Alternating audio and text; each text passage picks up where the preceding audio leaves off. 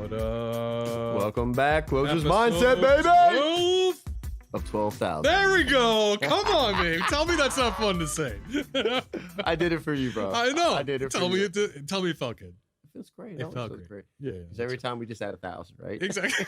I think it was hundreds until we got to 10. I was like, 10,100? That sounds better. Sounds 10,000. We multiply. 12,000, We round up. baby. How's everyone doing out there? So We hope today's well. episode 12, right? Yeah. And today is going to be about setting expectations. And I mean, you can take this many places, whether you're going to do it in your own personal life, but I'm really talking about it in the home and when you're doing a presentation and how you set the proper expectations and set yourself up for success in order to close the deal at the end of the presentation or pitch. Because if you don't set yourself up, you're dead in the water. Right. I mean, don't get me wrong. There's some people that'll just buy because they like you, whatever else. But It's called a I'd rather set myself Earn it. up for It's success. good to earn it, man. So Yeah, I like the we were at a home today. We didn't close it. We didn't set ourselves up. And then when you blurt out everything on the table, you have no skin in the game. But had we set this customer up, they had the money, okay, they could have bought. We just had to give them a reason to buy. So this is what I talk about, this same day thing, right? So we'll probably sell this, have to go back to this stupid follow-up crap. Drives me, just reeks to my bones. Because the proper expectations weren't set up in the beginning. Right. And that's where if you set the customer up and say, look, here's the deal. Here's what's going on. We're real busy. We're going to give you some pricing. This is what it's going to be about. This is how it's going to go here, here, here. And this is what we can do for you. Hey, if you want to save some extra money by moving forward now, we're so busy. We don't have time. I mean, you look how we set yours up and then move forward.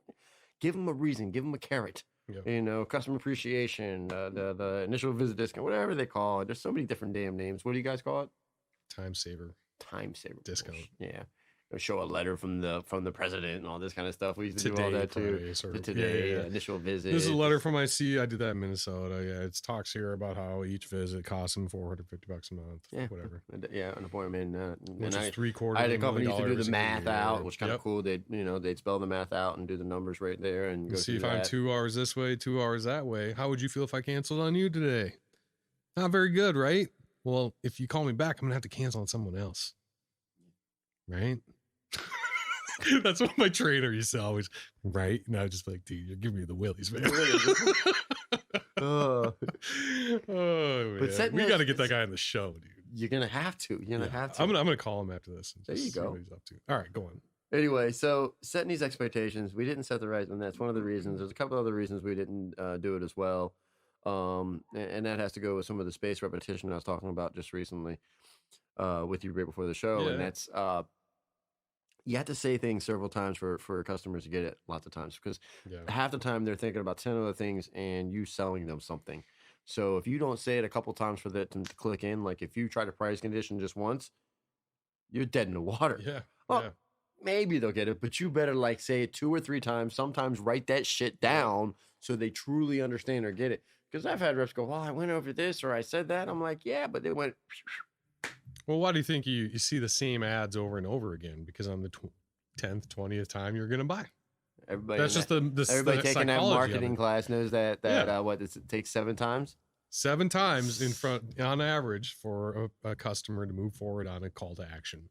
I watched a documentary on the secret of mind with the marketing and how they're able to take somebody and it took them through a series of streets and areas where they actually placed all marketing and then they were able to dictate things afterwards based upon all the marketing you saw. Really? It was really creepy. But that's the play on it. Like we used to do it. So when we were doing when we were knocking doors back in the day, we would target market neighborhoods that we did work in. And once we did work in there, we knew they saw our trucks there. Not only would they see their trucks, we'd put signs out there. And we put signs out all over before. So we put them a couple like streets and blocks away in other areas, just so they see the sign with the emblem with the name of the company. Yeah. All right. We did this years ago. And then we'd follow up with a mailer, okay? Again, with the name of the company and the sign, big mailer, see it again. And then after that, you follow up with a rep that has that name Yeah. plastered on their sheet. It's almost like they've already seen you and they know you without knowing you. Heck, and if you're good and you were a smaller company or smaller outfit and you could plaster that person's name that was running that neighborhood, then they'd see the face already and they feel like they're really, haven't I seen you before? Right. I mean, there's so many different ways that we would attack the marketing on the home improvement front. I mean, there was so many different ways. That's one thing that surprises me about the leads a lot when I'm asking, hey, what brings me in here today? Mailers, just constant Mailers are back and hot. So Yeah. they died out like 10 years plus ago, and then they started kicking back. Everybody used to throw them. I still throw a lot away, but I'll look every now and again. But they've gotten hot again. Yep. Well, everybody's home now. They need stuff to read. Right. Yeah. And they've been home. So mailers are hot Yep. again. They really are. Good pictures, one simple promo on there, boom. Done. Several sendings of them. I trash all mailers. They drive me nuts. So okay. I mean, as you're talking, in my mind, that whole assume the sale thing in my mindset, my first thing is I need to set the expectation that you're gonna buy. Yeah, well, you also need to set where they're at, when they plan on purchasing. So none of that was set up in there. And also another big thing, don't be afraid to build rapport. So I've been in a couple homes and reps are just trying to like go through it. And one, they think they think because the manager's with them, or another rep's with them, or whatever, they have to put on this stupid show and they miss everything. Yeah. And it's amazing to me to watch that and they miss it. I'm like, come on, you missed this. Right. So I jumped in and went through some of the presentations, but there's a lot of it, without like, yes, they're getting it done. They got to get it done. They got to get it done by tomorrow. I mean, literally, it was like they had to have it done. Yeah. So it's not a matter of if they're getting it done. They're definitely get it done. It's a matter of who they're doing a business with. It's not a matter of even when, but who. The problem that happened there is it wasn't set up properly. First, the expectations. Both couples were working couples. Okay, they were separated a little bit. This one had to leave, come back, and then bonding with this guy a little bit. He could care less about anything except he knows it's going to cost him money and take money away from other stuff he'd rather do. Yeah. But he knows it has to be done, and she wants to be happy, and that's the most thing. All right, keep her happy, keep the family happy, and that's what he does. And they make plenty of money. Right. So, looking at it afterwards, I thought of different ways. And I'm not saying the rep just missed. I'm saying I missed it out there because I could have stepped in and done some of that stuff. So I had to take that little self-awareness on myself and go, wow, I did. I didn't have enough situational awareness to remember I had to get time down because time's real important. You got to get a timeline on when they plan on doing the work so you can pin that. So setting expectations goes like this, okay? You always, always, always have to set up pricing with them, okay? I'm going to give you a price. This is how it's going to go, so they know what to expect, right? So when you get the pricing, there's no games, right? Right. Now, not only do you have to say that in all this stuff that I'm telling you, you got to put all of this information spaced out through your presentation, spaced repetition, and say it again, if not 2 or 3 times again. Repeating it over and over again throughout there, some of the stuff, all of the stuff here, and some of the stuff in your inspection as well. Yeah. So in setting expectations, I'm going to talk about the cost, the price. Okay, we're going to get that. We're going to get that to you, right? Everybody talks that. Also, I'm going to make sure that I set up to where I'm going to find out that who I'm dealing with and how I'm dealing with them, right? I need to know who's a player in the game. So that's part of setting my expectations. That may not happen in the first minute or 5 minutes or 10 minutes. I don't know when it's going to happen. Right. But I'm going to evaluate what I'm doing, how I'm doing it. Yep. All right? And I'm going to let them know I'm here to help them, and I'm going to read back some of the notes. What brought us out here, other than this, tell me more, and let them go into it. Usually they're going to start spitting stuff out. Depends. Sometimes let's come sit down over here. They may ask a few questions. I may spit out something, in the beginning if I see something, or they may, it all varies. But through that setting expectations, I'm definitely going to talk about the costing. I'm going to find some kind of rapport building with them, and at least have some conversation regarding that. I'm going to find out the problems with whatever they're dealing with. Whatever they're dealing with, we're going to find out the problems with that product. And then after I find out the problems with the product, and then I'm going to find out their timeline for it, when they're looking to get it done. Then I'm going to revisit that in the inspection, but I'm going to find out then. So if I'm there looking at, especially for like a kitchen and bath, I need to know how serious it is, where their timeline's at. Or if I'm looking at a roof, well, there's a couple different options, Is it, a serious situation, or they're thinking and it could happen, or they're getting, I don't know what it is. All right. Windows and doors, same thing. It could be cosmetic, or there's a broken window. They need it done there too. I like the question, and I think yours is a different question, but I think both questions are pretty powerful. But asking, how long have you been thinking about doing this? Because if they say, oh yeah, we just got your flyer and we just wanted to learn more. Well, they're brand new at this, and you got to create a lot of urgency. But when they're telling you, oh, for years we've been wanting to do something like this, you're there now, and that's something you can use later when they're saying, well, I don't know. And like, you've been waiting 3 years for this. Why are you going to wait another day? What's that going to do for you? You know. But I think coupled with can I flip it on you a little bit? Well, I just flipped your thing on. So yeah, take please. that part there. Instead of doing it that way, get them to say it, and that's the only change. See, when you get the customer to say it, it becomes theirs, not ours. Right. And that's the only thing we want to do is we want to get them to tell us. So I'd always say, when's your plan to get this done? And I'm going to give them 2 options. Remember we talked about that option closing? Yep. All right, so I'm going to give you 2 options. Do you plan on doing this summer, right? And now I'm almost going to fall because everybody's backlog is effed. Yeah. All right, so you plan on getting it done this fall or next year? I don't care what they say. Just and I know it's either be this fall, next year, and sometimes yesterday, right now, right away. Okay, I'm making a note of that. Yeah. Okay. How long do you plan on being here? I need to know that too, because I need to, you know, I'm staging my chess game. I'm putting all my pawns out. I'm putting everything out there. I'm playing this game, and not in a game where I'm I'm just I'm in sales. This is what I do. This is my craft, right. And when I do it well, I'm gonna take care of the customer and myself all at the same time. Yep. And I'm gonna play that dance. But I'm gonna set the expectations up first that I know everything I need to know before I can move on. Yeah.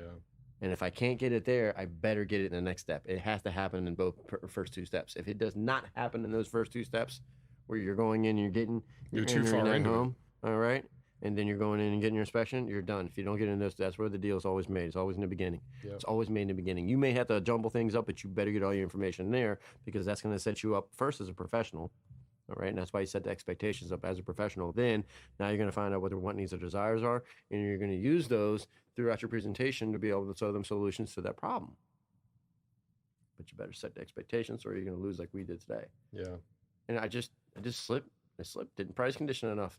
Slipped. It's talked about it a little bit, but really didn't get into the differences. And we're talking this guy spent money on stuff. So backtrailing at the end, trying to go, well, yeah, look at this stuff here. And he had this guy has a Denali, has $100,000, camper. I mean, has all kinds of expensive stuff. So I'm trying to like relate it, and they get it, but they're just blown away. You're in step 6 by that point. They're already blown away though. Yeah. They're blown away by the cost already. So now all you're trying to do is reel it back in.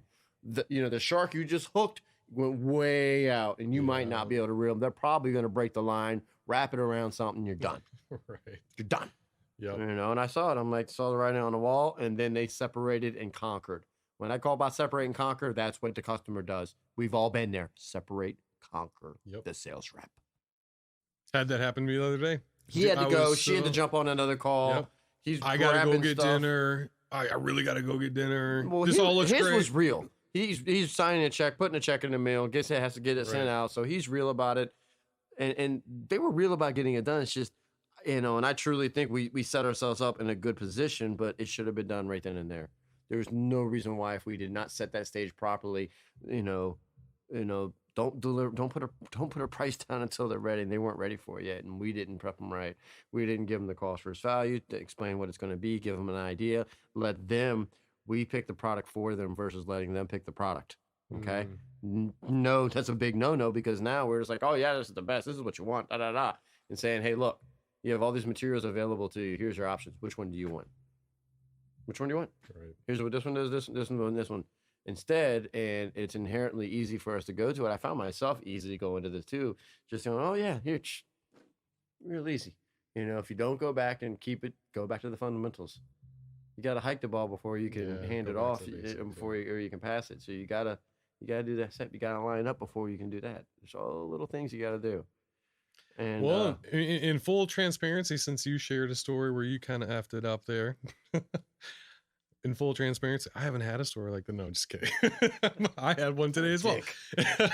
Whatever. No, I was at the end of my final appointment today, and I was sharing with you earlier. I had a guy in training, and I was like, dude, just he was talking a little bit too much. But anyway, that's not his fault because we get to the end. You can't handle a trainee with you. And she's like, she said something along the lines of, I just need to run this by my husband. I want them, but I just got to run it by him.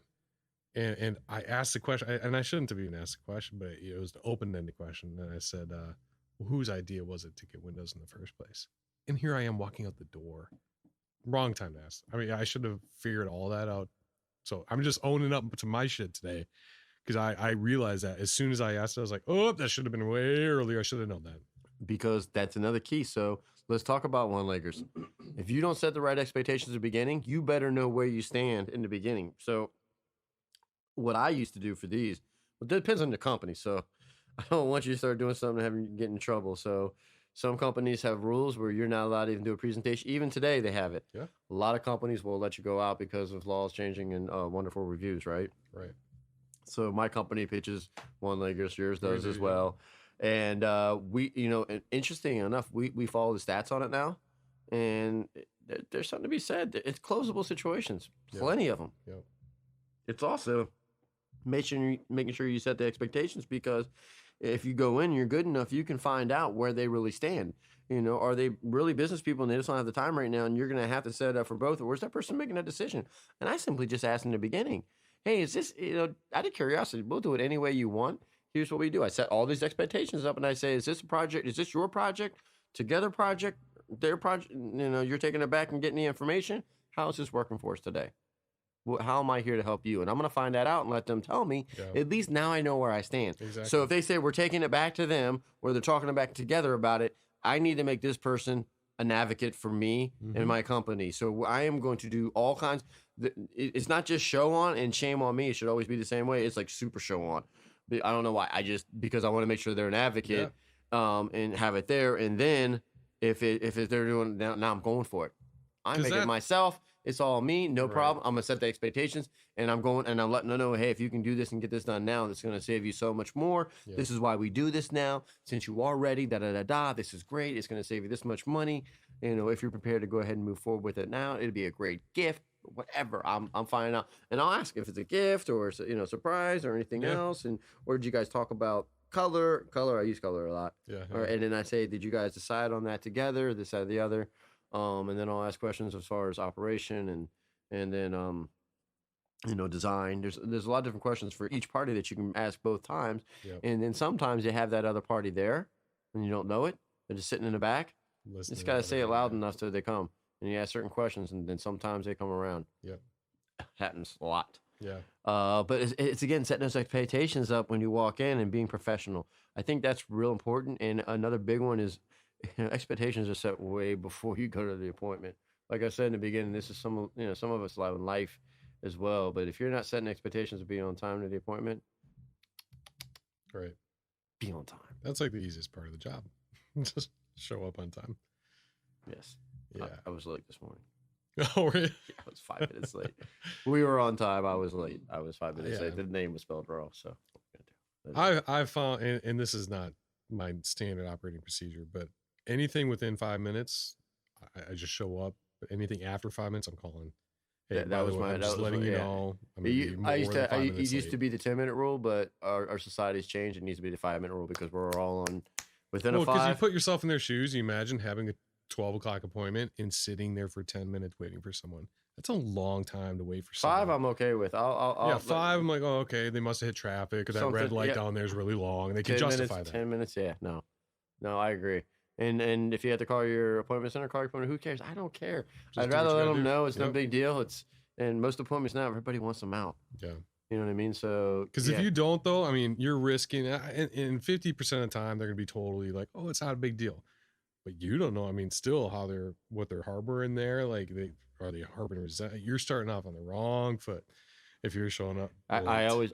not always. I try to plan early. Get.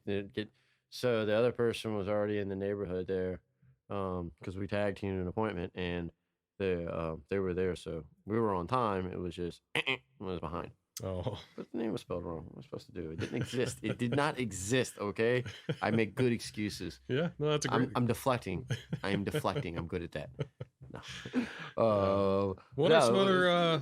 Things about setting expectations? Yeah, on price conditioning, for instance, and I'm guilty of this sometimes, but I'll find when I'm laying down that price, that's the first time I talked about price. I'm like, that was wrong. Yeah. What am I doing? This is the first time I've mentioned a number. Yeah. It's as easy as walking up to the car. That's what happened today. You know, my favorite thing is I'm going to say, hey, I'm going to go get my product out of my car. I'll be right back. Oh, by the way, this is going to cost you 20 G's. I'm going to give you an exact number when I get in, but just a heads up.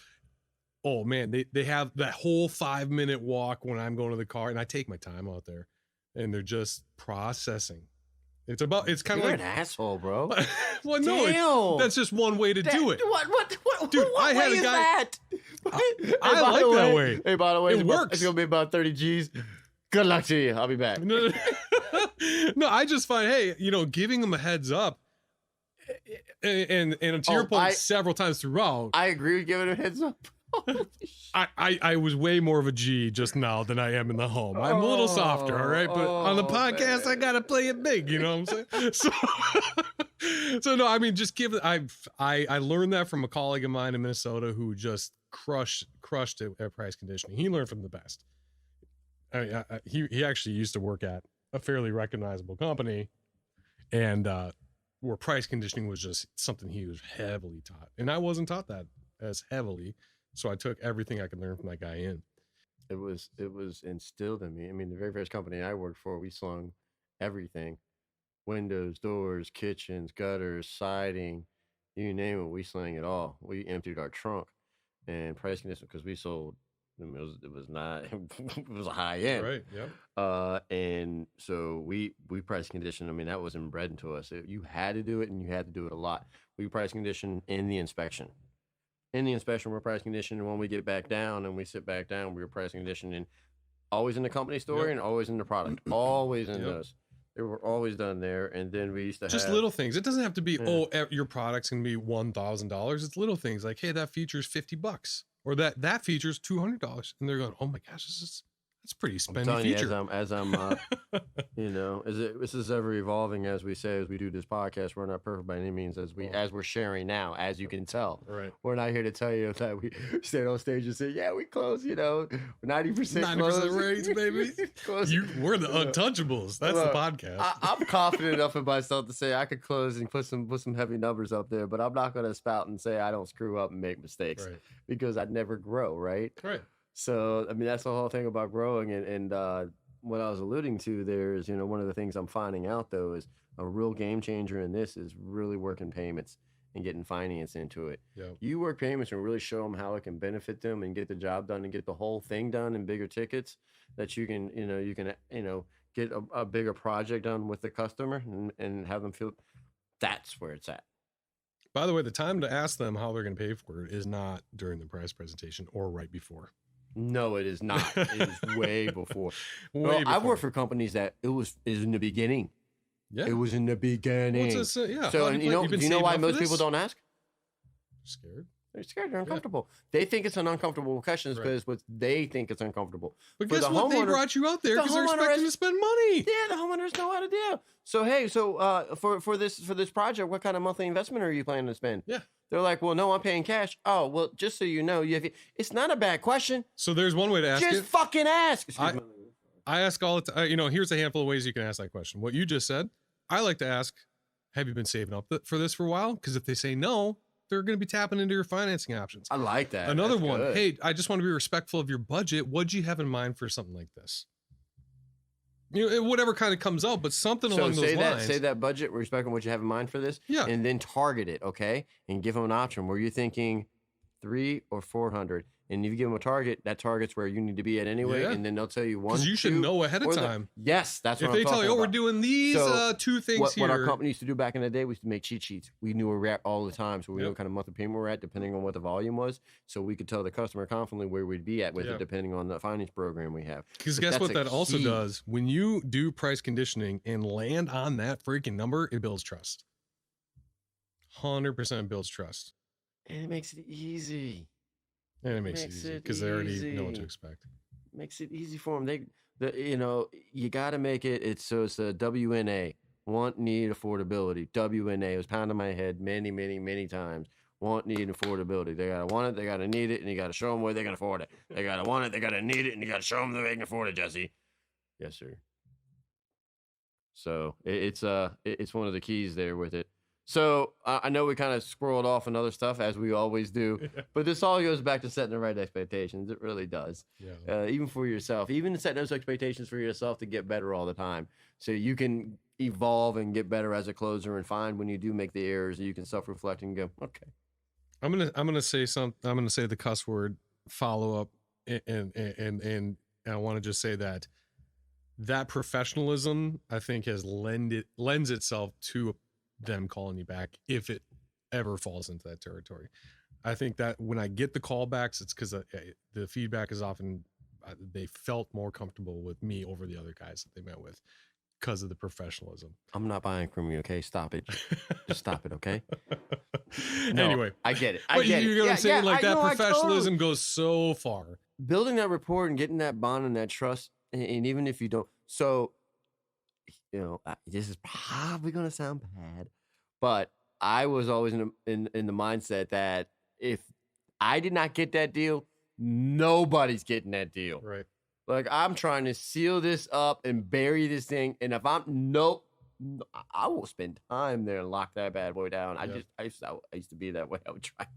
And then if I lost the deal to another company, it would drive me nuts. It would drive me nuts to the point where I would go and I would find out all about the company to see how I lost it and see what they had differently, and then separates us with them, just so I know, just so I had that information. Not that I ever needed, just so I'd have it. But I wanted to know. See, and that way I knew, and I go, okay, this is what I could have done differently, and this is how I could approach it differently. Because again, I truly believe there's no better company than the company I work for. Right. This is how except for mine, but yeah. Just kidding. Yeah. Here's I like to put myself in other people's shoes, and this is why this is a powerful topic, and I'm glad we're talking about it, because most of the time, okay, sure, maybe they've been through this before, but this purchase is probably a one-time purchase for them. It's not something they're used to. People want to be led. Even the leaders out there who put on a tough show want to be led and guided along. I want you to lead me if you're coming to my home. Do you know why? Because I'm effing paying you. And also, not only because I'm paying you, but I don't know what the hell I'm doing. Exactly. I don't know this shit. I was in the. That's why I brought you here. That's why exactly. I the other day I asked a couple. I said, "Hey, what's where are you at in this journey? What's your understanding of the product? Period. Where are we starting here?" And they just straight up said, "Absolute not. We don't know anything about this." Perfect. Like that's good. But setting those expectations. It's not about, it is about leading to the close, but it's also like you're going to get to the close because you're setting the expectations, because you're helping them feel like you're a guide, you're a consultant, they say keywords that consultant. And here's right? my storytelling verbiage all the time. I just said guide. I haven't mentioned that on this podcast, I don't think, but I used to talk about storytelling all the time. And you be the guide, they're the hero. They're the hero in the story. Shut the fuck up. If you're talking too much, you're not the hero here. Your company is not the hero. They're the hero. You're the guide. How do you go about doing it that way? How do you be the guide? Tell the listeners. You can't make it about you. The spotlight's got to be on the person. You have to know that you have what they need. So how do you get that to make that person the spotlight? Ask questions. Get them talking. Yes. Set the expectation. Yes. You go to school. Yes. Here's the expectation. What's a professor do the first day of your MBA program? Here's what this class is going to be like. Just you join the MBA program. Period. I think there's two aspects of this though.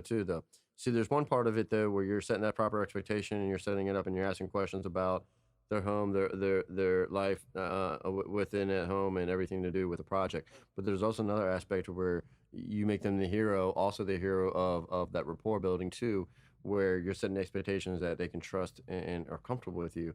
And I think those are real important too. And how I go about that is I find out what their other want, needs, and desires are other than that. So in other words, what they're either fans of or where they stand and stuff. And whichever way it was, it does not matter to me. I stand down the middle with politics, and I stay down the middle in religion, and I stay down the middle and everything else out there.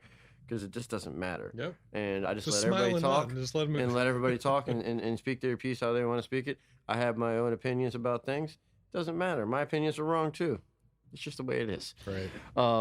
That was the thing about, you were talking about and letting them talk. So you just say a little bit, let them talk. So this guy loved to talk about things. I'd say a little bit, let him talk. Talked about it about the roof. I'd say a little bit, let him talk. Say a little bit more, let him talk, and just went down each little area, and he just enjoyed talking more and more, and let them open up and really create that bond. And then making sure that and this is one of the things that I didn't do as well, and thank God we double teamed it, is making sure that the other party was included. Yeah. Because It was hyper focused here, and she was all of that. Now, Dorian, she was still doing other crap like craziness out there. Lady, she deals with ships. Okay, so podcast is out right now. So they're like they're like they with all like the international ships going through. It's crazy. Like she had to leave twice to go. Just get some ships. Get some ships out of the way, right? When you close, I close ships. Yep. Jeez. My favorite, to your point of what you're talking about there, my favorite appointments are, for instance, it's not always an old guy, but for instance, I've had appointments where you literally just sit there and they start telling you like war stories and you just go, yeah, and you just listen, and you're the first person they've been able to talk to, and you say, hey, you kind of interrupt. Hey, you can finish that story in a second. And you grab your product and you're like, do you like this? And you, yeah, I do. But anyway, back in 1994, you know what I mean? And then do you know what I'm talking about? It just leads to the sale. And you're like, dude, we didn't even talk about the product the whole time. You just talked and you like needed a friend, and that trust was enough to buy for me. I've had that happen all the time. I don't show the windows often, though, but yes. Sorry. You don't when nobody asks? I don't show as often. Oh, I do not go in that window of time. I do not show my product often. Oh, yeah.